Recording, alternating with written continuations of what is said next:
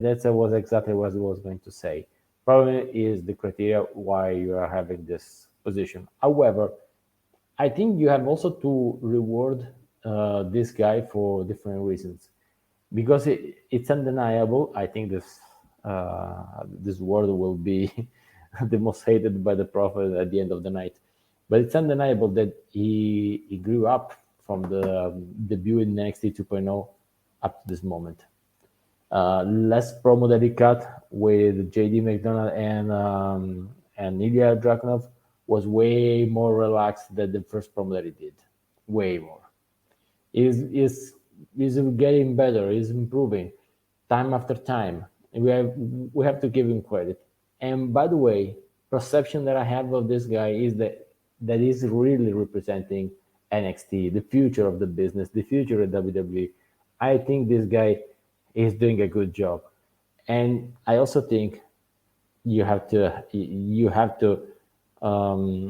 be let's say a developmental talent probably should be also lower than that, but not like yes that's at the end of the chart.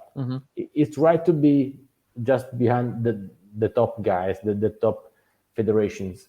It's okay. NXT, if you take out AEW and JPW, is like the top federation you have on the planet, so it's right to have him there.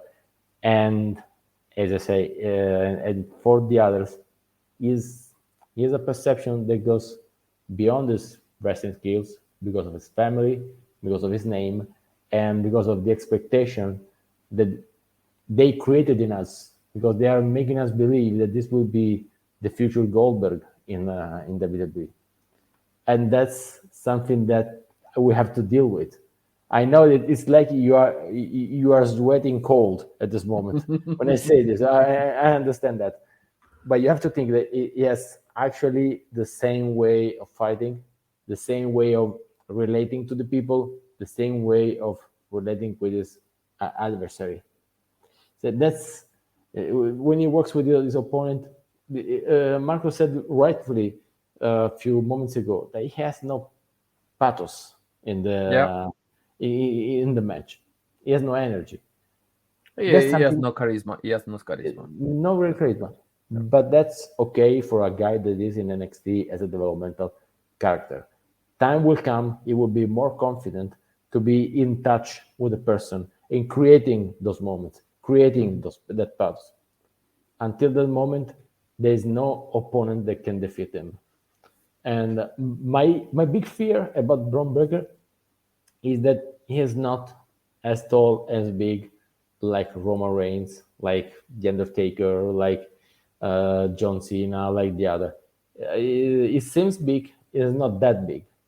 And probably now we have not Vince McMahon, we have Triple H, but still, I think that's a concern for the future. Probably it will not be that big guy that Okay. they want. And in the main roster jump, at this moment, it will be any regular wrestler, not a Yeah. sensation. They have to make Any him, mid carder. Any mid carder. yeah, they have Yeah. to make him a sensation in NXT. As much as people, when the Royal Rumble comes up, they say, "Let's see if Braun Breaker shows up." He's still not there. No. And talking about charisma and be united, going for the next position, the Valet's choosing number 27th, Will Ospreay. I chose this position because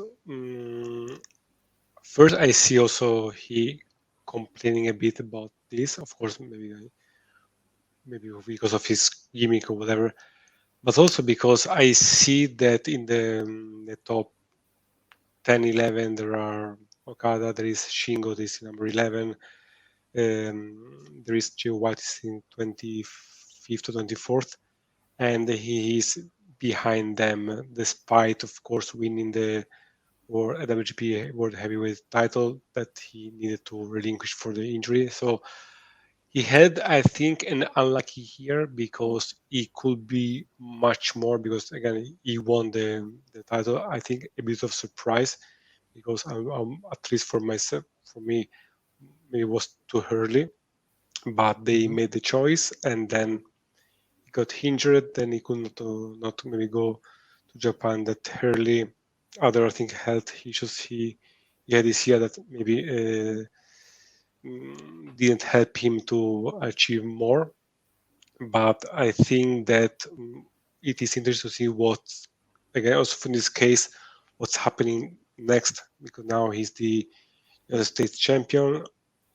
Sooner or later, he will maybe aim for something more. Again, he is the leader of the newest faction in New Japan Pro Wrestling, and he is one of the top names without considering WWE and those maybe AW as well. So he's one of the names that you always talk about when thinking about best matches around or what he's doing, what he's not doing.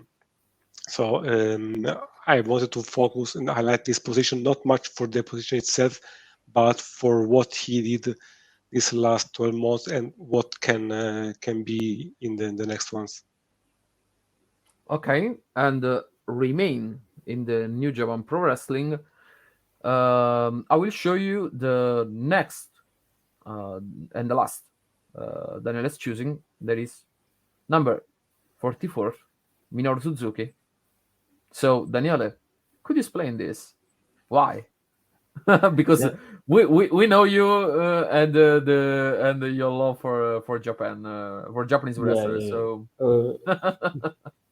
no, I want this because also I want an opinion from Vale, so I want to listen also from him. But this is something that comes up to as a WWE fan, all right? okay. WWE fan that actually keeps or try to keep up informed and see what happens in the wrestling business, you know. And one of the things that hit my attention during this year that the PWI is considering is how many matches this guy did with AEW superstars. Or in general by the Forbidden Door with Impact, or other places.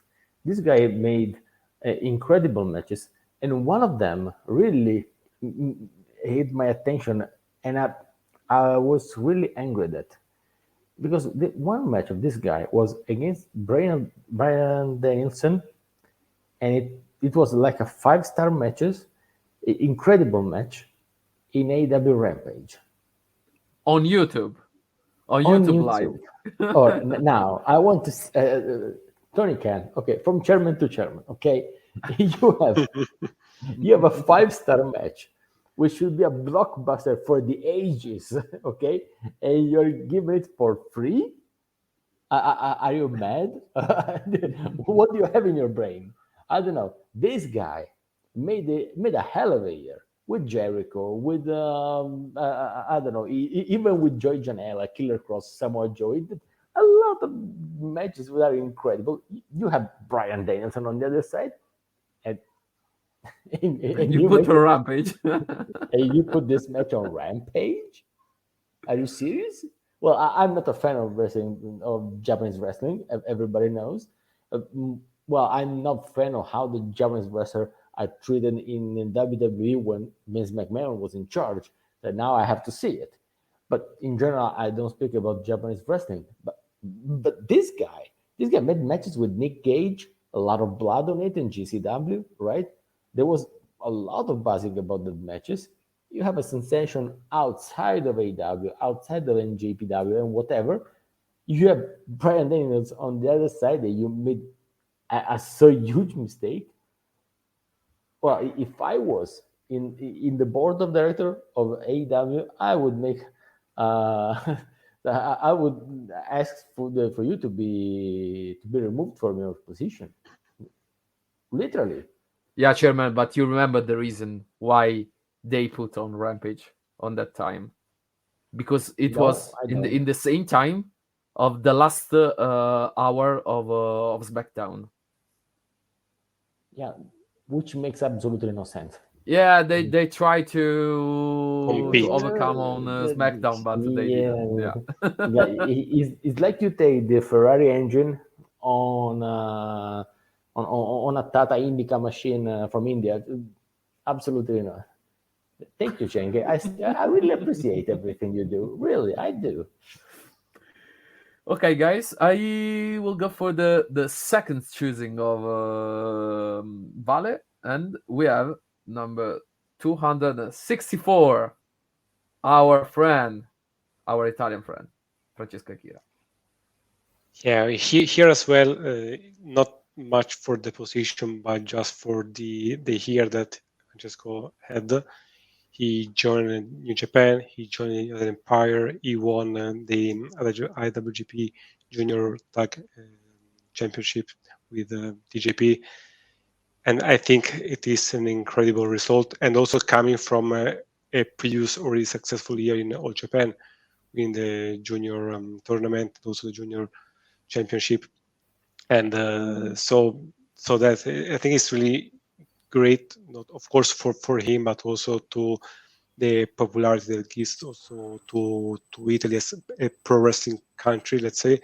And also I see this being mentioned a lot during these matches in Japan, also thanks to the fact that one of the commentator is Milano Collection, that is Japanese, of course, but he always make references to Italy. So having someone like him, like Francesco Akira in New Japan, representing, of course, the United Empire, but also Italy for the first time. I mean, it's not that much frequent to have Italian people, wrestlers, at the top of the mountain.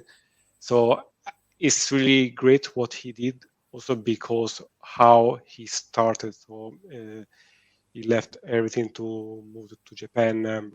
So also considering that it's been like a choice of life, and I think that from now on, only good things can happen in the next years. I really look forward to see him at Tokyo Dome this coming January. I really hope and think that he may be there, and that I think is really incredible result for him, and for what I see, for what I know, totally well deserved. Okay. And last one, of course, the last Valentino's choosing, it will be number 500, of course, Dusty Wilson. I mean, I had to admit that I didn't know him until 1 hour ago. The thing is that if you're not a top 10 or 20 or 30 and you're an indie wrestler, of course you want to be number 500. And in fact, if you check his Instagram page here, it's already like pumping this result. So I think that there is always, of course, number one. Everyone remembers that. There is always as well number 500. Of course, not many people remember that, but before this part of the pro wrestling industry can be an interesting result that you can resell to independent bookings as well. Okay, guys. Maybe we can finish this this episode. I don't know if anyone wants to add anything or I don't know, some mentions about some wrestler that they aren't in this chart. I don't know. Not for the wrestler, but following what Vale say, I would love to say to see Akira climbing the chart in the following year, because he really deserves it. Well, I would like to wish the best of luck to Francesco. I had the honor to interview him in my podcast, and he's a really good person, and I would wish him all the best and being even higher than the 100 position next year. He deserves that. He's one guy who puts a lot of hard work every single day. He's an humble guy. An humble guy. Well, with the United Empire, I see the less the tweets he does. It doesn't seem so very humble. But by the way, he works very hard. Definitely, he works very hard. They say work hard, play hard. So, he was working hard, and then he was partying out with a lot of good wine. Good for him. I just have two mentions. which are very near. Scissor